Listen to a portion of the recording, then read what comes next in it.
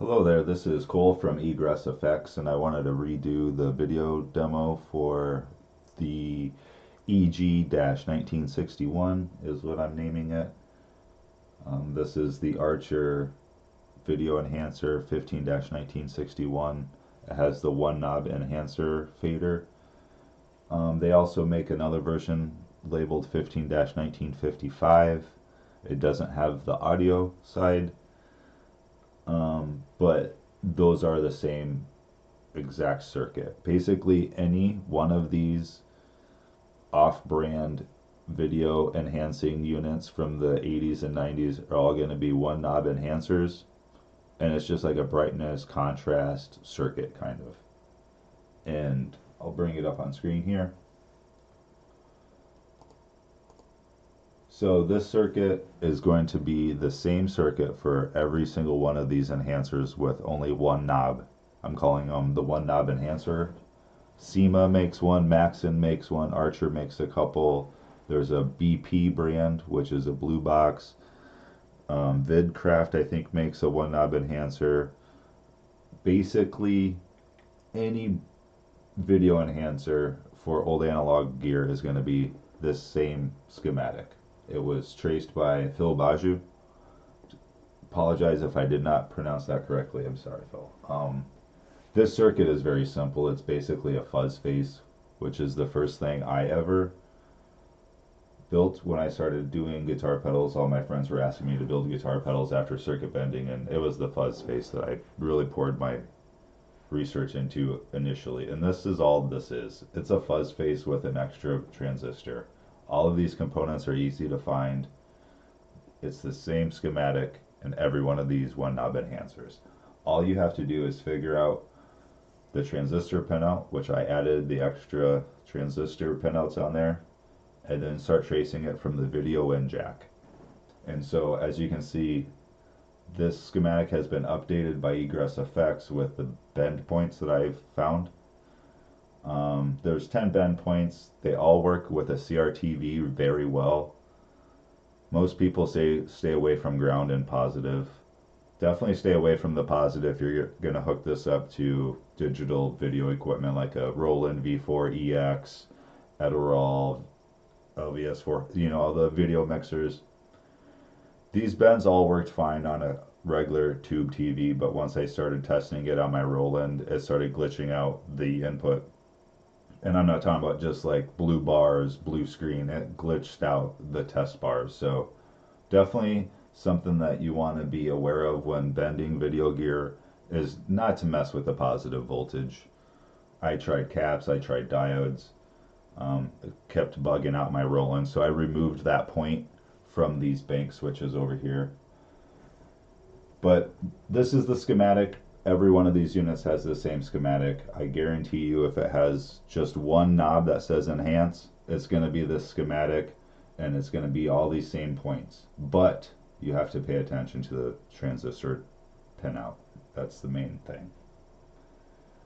Start tracing it from the input and the output. That's kind of how you start video bending to begin with, is just mess with the inputs and outputs. Put a pot in between it, start connecting to other points. Always have some type of resistance in between the 2 points that you're bending. Super simple, guys. Don't be afraid of this stuff. If you have questions, please reach out. Alright, so basically we are going to go through some of the banks here. This is the input mod 0.1. So I'm just slightly turning this knob up, and you lose sync at the top. So all these bends look different, slightly different on a CRT. Digital video enhancers obviously make analog glitch look different. This is the best way I could do this for recording a demo. So this is bank 1. Down in the bottom right you can see the actual unit with the webcam here in my hands.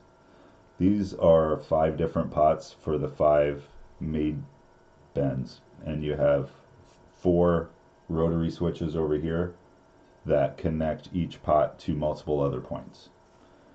You also have a toggle switch here for a cap to insert the cap into the bend. Some of these banks work best with the cap on, some work best with the cap off, and some work both ways. The toggles are all center off, so you have the off position for the bend, down is straight through, and then all the way up inserts the cap.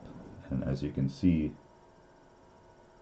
you get a slight variation between no cap and cap. And so I had to add a cap switch for each one of these banks to dramatically add additional bends. So basically you have 5 different bend banks, and they each go to 8 other points. So you have 8 to the 4th power number of combinations, hundreds of different combinations of bends here. Not all are going to work with each other, but most of them will. This unit is very beefy and susceptible to taking all kinds of damage. As long as you don't put the wrong polarity voltage on the DC, you should be good to go. The main power adapters that came with these units output a 22 to 24 volt DC, and there's a transformer or a step down voltage regulator in here to drop it down to 12. Okay, so each one of these pots has a separate rotary switch and toggle, and I call those the banks. And we have 5 different banks, and then we also have a CV control right here and an audio control. We'll just go through bank 1 now. Turn that back on. So that's with the cap in there. And we'll go through some of these different points.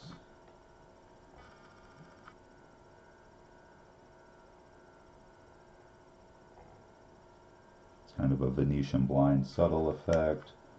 This was the horizontal distortion that we had to begin with. Here's kind of a glitch, normal glitch that you're going to get out of any unit. Really cool distortion.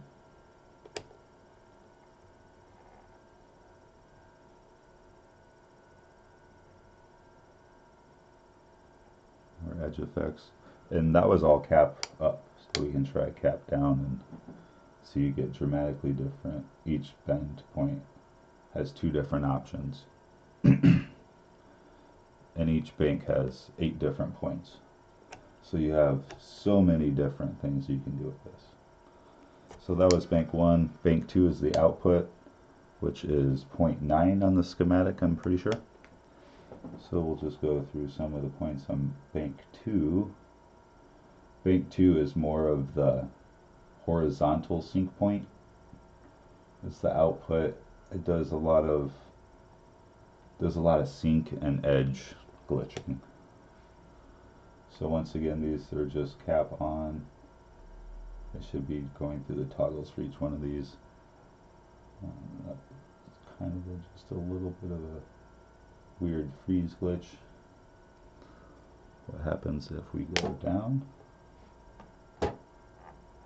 And you got nothing on the pot. So if you get to a point where there's nothing, just switch the toggle. That's off. The center is off. Back up. Now we have the cap. And so that's kind of how you dial in the bends. Some of them work with the cap, some without. Most of them work both ways. So let's cap on. So that's not really doing much. Let's see. Straight through. Oh, this is the off position. So that was another thing I wanted to mention, is that these are 11 position rotary knobs, rotary switches. I only needed 8 of the positions, so the 1st, 5th, and last position is going to be off. Kind of the easiest way to do it. So that was an off position. So now we're going through the other set of 4. This is a really cool point of the video. This snake.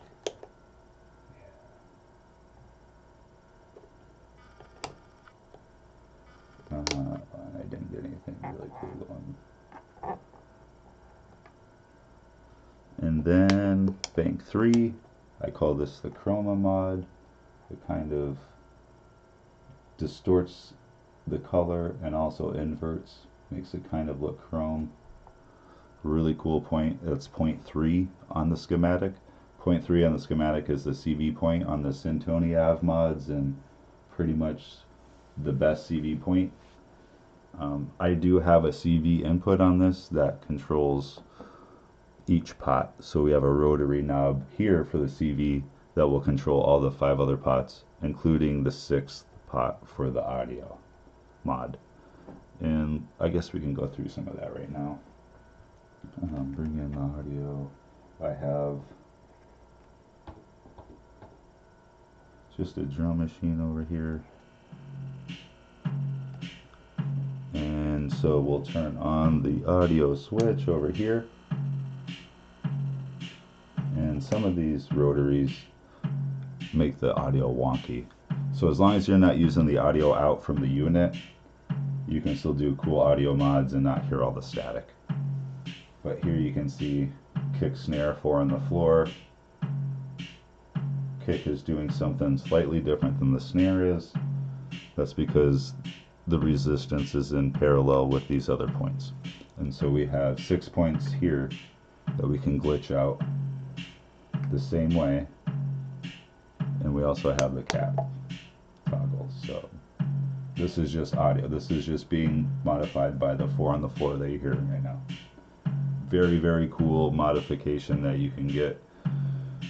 And it's kind of modulating in real time, you know. There is an audio LED indicator here. It's mostly for line level, really loud stuff. That'll be something I fix on the next one.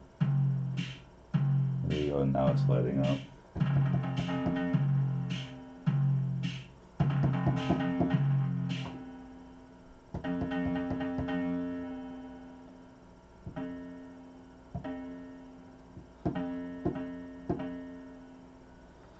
So that is the audio mod. How much we got? 0.3 on right here now. So 0.3's got a lot of cool bends. Let's turn that audio back on. 0.3 is one of my favorite. So if you're only going to do a few bends, input, output, and 0.3, those are the ones you want to really play with here. And so you can see at the top point of these pots, it starts to desync and black out. On a CRT, you get a little bit extra glitch. On the video mixers, it cuts out a little bit more. Next, I guess we can go over the CV.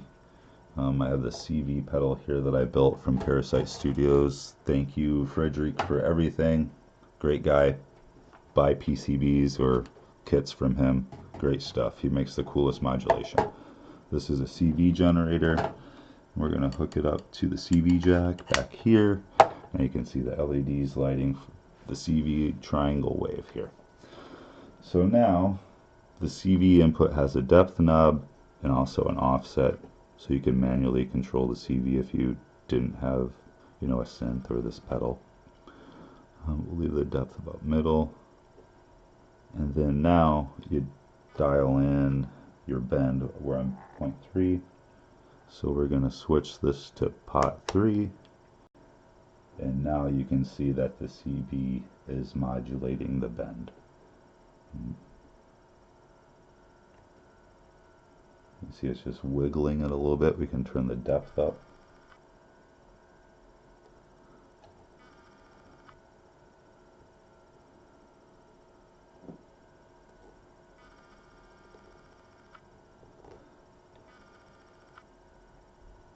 There we go. So there's a fine tuning of every one of these bends and pots that where you want to kind of tweak the depth and the potentiometer, the pot level, to get it just right. And now you can see the CV's giving us a really cool alteration there. So yeah, that's kind of the basic functions of the EG-1961. That's what I'm calling it, basically EGRESS. Effects. These are all kind of the same. It's the control layout that changes each unit. The next one I'm going to make is all patch bays, and then eventually I'm going to start building these from scratch in wood boxes and make really cool control schemes that I don't want to give away yet. But you'll see that in the future, guys. Thank you for checking out my video. Please subscribe to my channel. I'm only on social media as EGRESS Effects. I'm on Instagram, YouTube, Reddit. Come find me if you have any questions about circuit bending, video bending, guitar pedals, modifications. I'm looking to do more live stuff. I'm from the Midwest, and if anybody's out here and looking to collaborate or get together and learn more stuff, I'm definitely looking for more people to come chill with. So thank you for checking out this demo. I took 5 minutes to learn a little bit about OBS, and hopefully it's a little bit better than the one I posted yesterday, which will probably get deleted now. So thank you guys. I really appreciate you going through this whole thing with me, spending almost 20 minutes here. So I appreciate you guys. Bye.